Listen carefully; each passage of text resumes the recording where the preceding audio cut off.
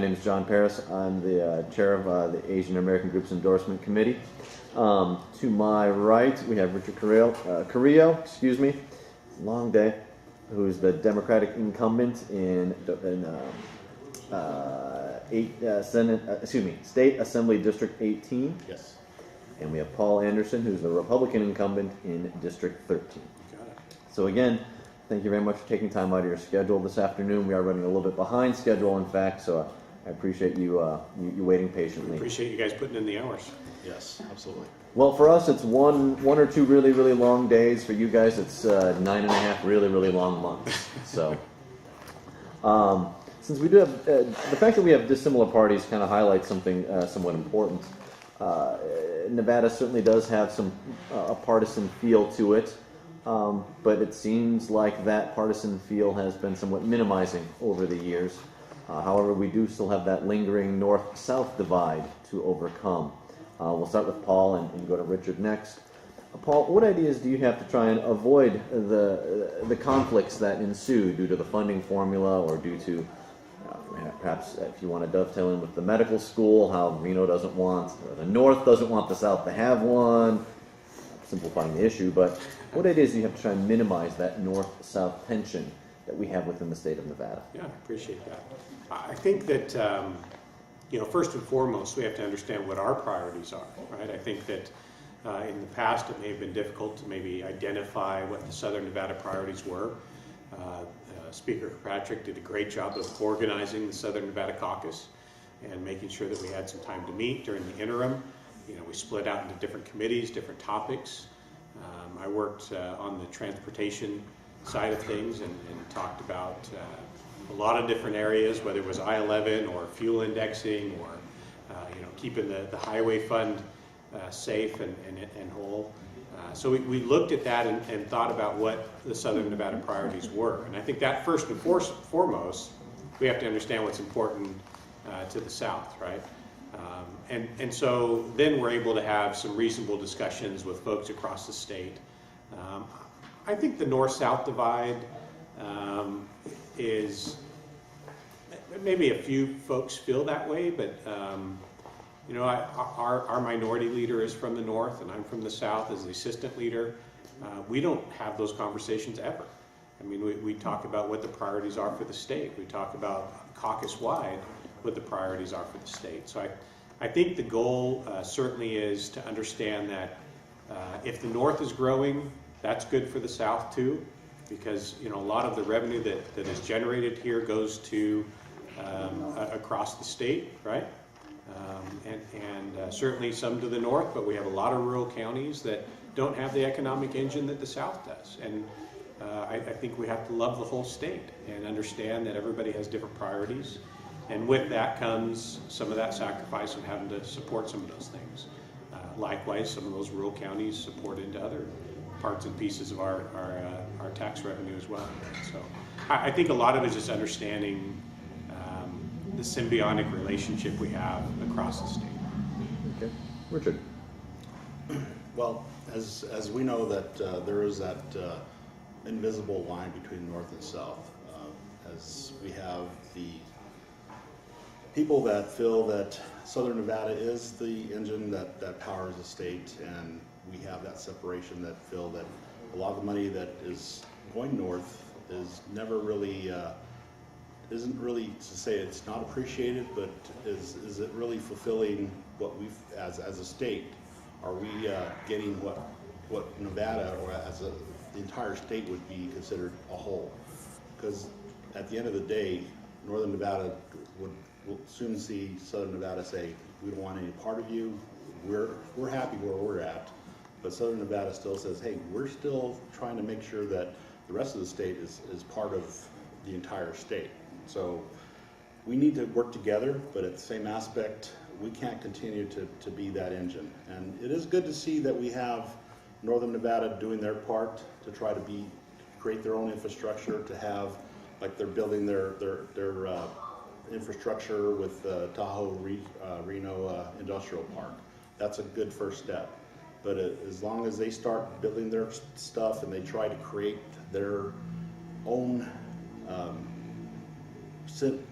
creates a synergy is what I want to call it. So they don't feel like, hey, we're not going to be just Northern Nevada. It's going to be Nevada again, because right now there's still that separation.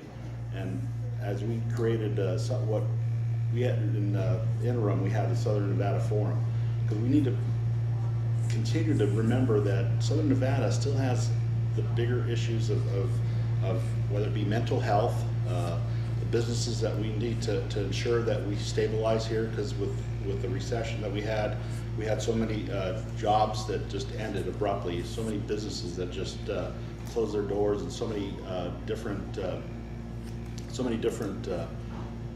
people that just uprooted, went back to whatever state they went. In fact, I'm with the Plumbers and Pipefitters Union, and I know how many union brothers and sisters that I have that left the state altogether, that they're still on the road. Why? Because there's not enough work here in the state of Nevada to support that. So I'd like to see them come back, but same aspect, they still have families here, but they're still supporting 2 households. And to have them come back and be able to support our economy here, and instead of in Utah or in Washington, Oregon, if we continue to have the infrastructure coming into Northern Nevada, we also have people from all over the world seeing that things are happening here in Nevada, and that's going to get people excited. With Switch, people will see that Nevada is a place to come to, and that is going to bring more people, and not just to Northern Nevada. With the whole thing with Tesla, some people feel that Southern Nevada didn't get anything out of it, but at the end of the day, Nevada as a whole, you got a lot of people looking at Nevada now.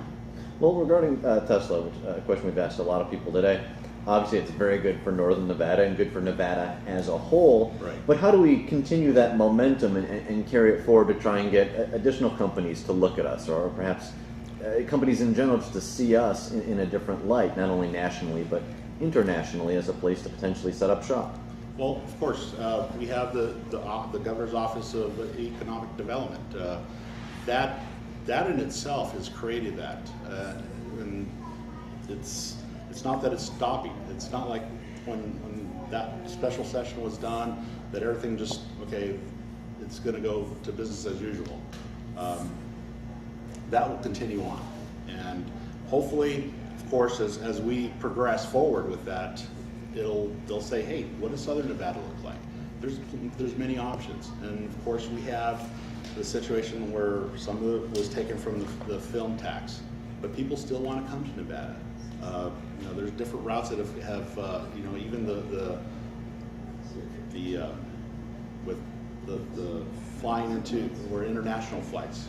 It's just bringing stuff like that into here as well. But the more people that you have looking at Nevada, and it will overemphasize, and I like to say overemphasize the fact that, because Nevada is still a destination, and it's not just becoming a tourist. We're diversifying, just like we've always talked about, diversifying the economy here in Nevada.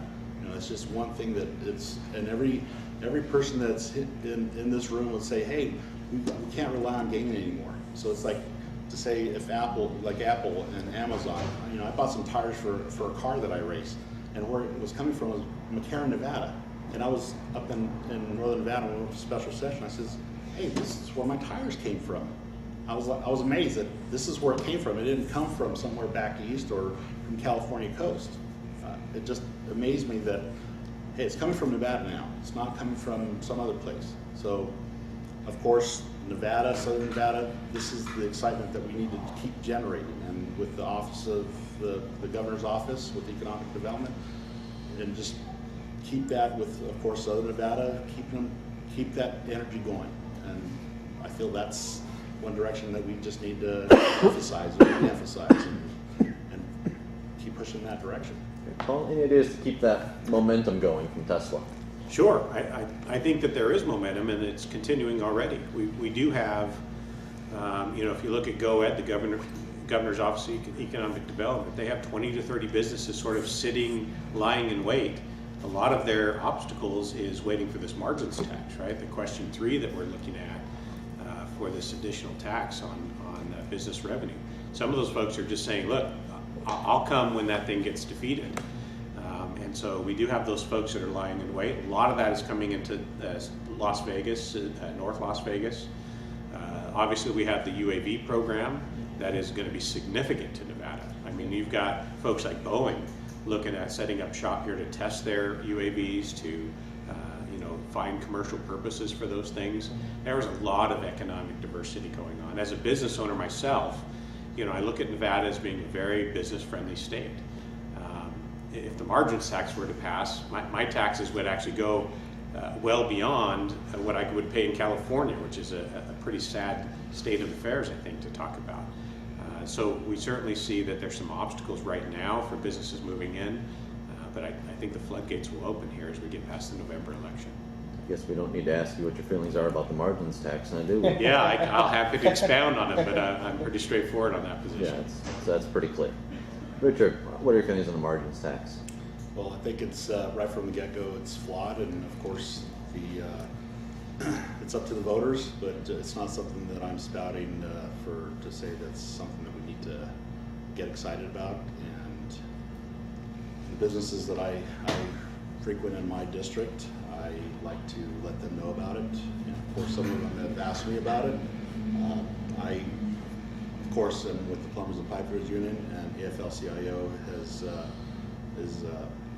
on board with the coalition against 3. And every time I go to one of the businesses, it just so happens my attaché is works for the AFL-CIO right now, and I give her a call and I said, hey, can you stop by this business, give them that information, put up a little sign, and that's it. I think it's interesting. Of all the people we've interviewed, I don't know how many, probably 40 or 50 potential Assembly and Senate candidates, I don't think anybody has been in favor of the margins tax. Yeah. Weird how that is, It's so odd.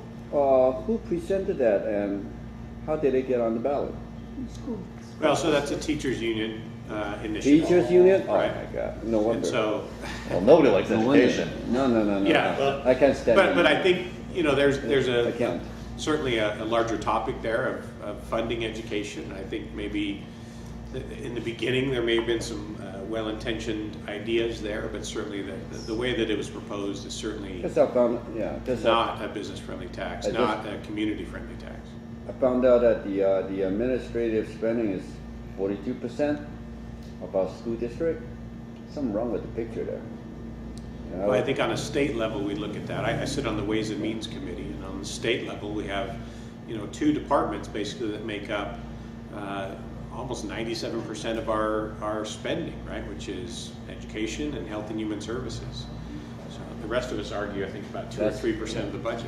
That's a lot of administrative. There's a lot of money in there that we need to keep track of for sure. But also keep in mind, if I can interject, regarding the margins tax, it's up to everybody that is a business owner in your community and our community and everybody, in Southern Nevada as a whole, and Nevada as a whole, to get the word out. Because ultimately, it's not our decision.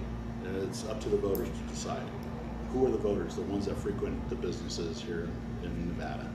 And if you go to a business that doesn't have, tell the owner about that. And to me, that's what I've done. That's all I can do, because the owner of that business, if he's on board with that, he's going to let his customers know. Because I have a business that I like to frequent. I'm from New Mexico, and this guy is from New Mexico.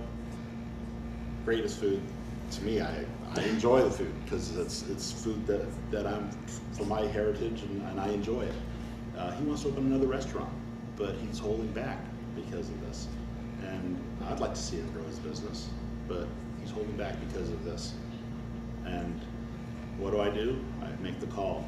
I want to make sure that he's getting that information to his customers, the ones that frequent his business. Every time I go in there, I have to wait 15 minutes just to order my food. But why am I waiting? Because it's worth the wait. It's kind of like Dunkin' Donuts. Yeah. See, you used to eat a donut, so I was like, Yes, left over there? Yes, I'm 1 and no, I'm 3. There we go. Yeah. So ultimately, at the end of the day, who here behind this table has a business? All of us. Oh yeah. How many of you All of have? us except for one retiree Okay, who how used many- to own businesses, so how so many he of knows you as have well. a sign, no on 3 in your business. Oh, I never seen it. I've never seen that sign. I'll be Never honest. seen it. I heard it on the Central Committee. That's about it. Okay, so Richard will get you one. So each one of you would be able to Bring punch. give me a What card distribute out the community? and I'll get her over to your place. This one here is literally AAG and CAG Chinese American Group Center. A distributor downstream. That's our one. That's- Just a little break from Please. It's from school education and everything. I guess what we don't give attention to much. Much attention is also the fact that we are a retirement hub. So that means that eventually it's going to be a big issue when we call it the gray-haired tsunami when that time comes. Do you have anything, programs, plans, and how we're gonna handle that? Because right now, there's a move. I think it's a more personal-centered program from Medicaid, CMMS, Centers for Medicaid and Medicare Services. They're gearing towards a PCP, Personal Care Center program, and there are some issues that is arising right now for providers to be able to service the particular group of individuals or most vulnerable citizens in our state. So do you have any thing in mind right now as far as how we could help that particular industry? I mean, and speaking on behalf of the group homeowner, I'm the vice president of the Adult Residential Care Providers of Nevada. We have over 100 members, and we cater to we represent over 270 plus businesses and over 4,000 individuals, most vulnerable citizens of our state. So, if you have any, programs. Being that Paul's older than I am, I'll let him. I'd like to see an idea on that one, but look, I think that as far as addressing that on the state level, we have the ability to help on the Medicaid reimbursement side of things, right? We have the ability to invest more in Health and Human Services, which allows our federal matching funds to be increased as well, and I think those are critical parts of coming to any solution, right? I mean, our reimbursement rates are very low, and I think we need to continue to grow those. With the Affordable Care Act, that changes a little bit over the next 3 years, but not so much, I think, in your industry, more so for some general practice and folks that are focused in that area. But I think we need to address those things, right? I mean, most of those folks, I'm sure, are getting, I assume, are Medicaid reimbursements and things like that, or where do those funds? That's the reason. It's not my area of expertise. Yeah, so. precisely. That's why I asked that question first, because I would like to gauge as far as your knowledge on the group home aspect is concerned. But I guess having heard what you said, I would like to ask if your office or you would be open if in case we would like to work with some of the legislators as far as, because no offense, but it clearly demonstrated right now that very few really understand the significance of the group home business in the coming years and how we could create and help our state budget-wise and the most vulnerable citizens of our state service-wise. And I hope that you'll be open. Yeah, to I'm us. certainly open to those discussions. Just Yes. a personal anecdote there is my grandmother suffered from Alzheimer's, and so in the beginning she lived with us, and we were able to take care of her in our home, first in my mother's home and then in our home for a few years, but it got to a point where, as you know, as that disease progresses, sometimes they wander or become violent, and so we had her in a home where we'd be able to go visit her quite often nearby. But there's a large amount of costs, a large amount of burden on the families that are trying to take care of their elderly. And so I have personal experience from that perspective as a consumer of those services and trying to make sure that my grandmother was taken care of. Just to Best give you an case scenario. idea, under the definition of NRS 449 Okay,